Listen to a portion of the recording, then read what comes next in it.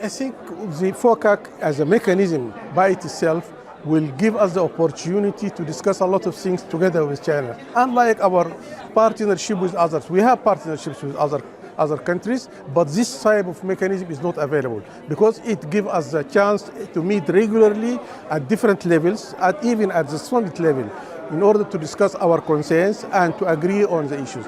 And we would like here to take this opportunity to thank China for supporting the African Union position, at least when it is one of the countries, the first country, which asked for the inclusion of the African Union into the G20, which is a very important forum governing the international economic affairs. So we are very much thankful. And this is exactly what had happened at the last summit. We in the African Union participated in the G20 for the first time. This is a very important event. And also I think nowadays we have a lot of issues related to the multilateralism. And it is under pressure now, multilateralism. And we are happy that we are coordinating our efforts in China in order to fortify and to boost the multilateralism, which is under very threat, yes, from different sides. China and Africa suffered from humiliation because they were occupied by foreign powers. But today we have to, as well, to stand together to say no more that. And we need a world open to all, for all, by all, not by some to decide for other to obey. That's it. And I think we are moving toward this direction, and we are happy that China and Africa are building really not only a long-lasting friendship, but as well a win-win cooperation.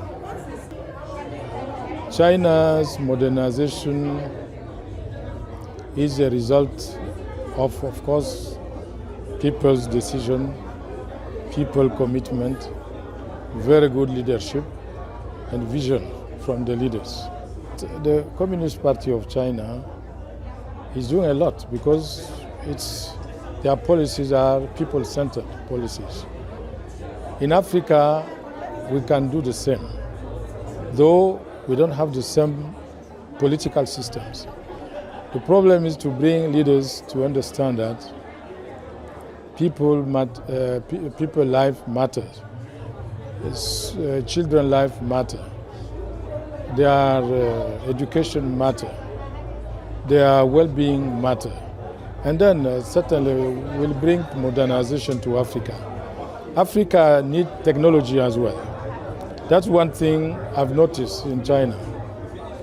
China has a very good mastery of technologies. I honestly believe that modernization, in the sense that we understand it today, is actually a human right. It is the right for every person to have access to clean water, to have access to energy, and to have access to core infrastructure such as schools, hospitals, and all of these things.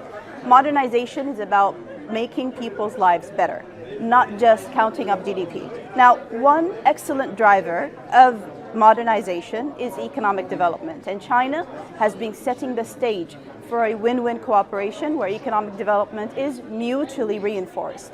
China is setting up opportunities for African enterprises and African companies and African products to find their markets here in China. You have the China-Africa Trade and Economics Expo happening next month in Hunan. You also have the yearly China-Africa Imports and Exports Expo in Shanghai every year. All of these platforms are integral to making sure that Africa gets an opportunity to get its economy to benefit from the opportunities that are here in China. Je disais tout à l'heure que I mentioned earlier that Congo is co-chair of the Forum on China-Africa Cooperation. The forum's conclusions have been important. We have the Beijing Action Plan and the 10 Actions for Cooperation.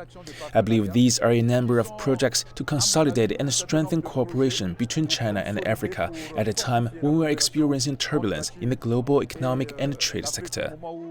This theme echoes the speech by President Xi Jinping at the forum's 9th summit in 2024.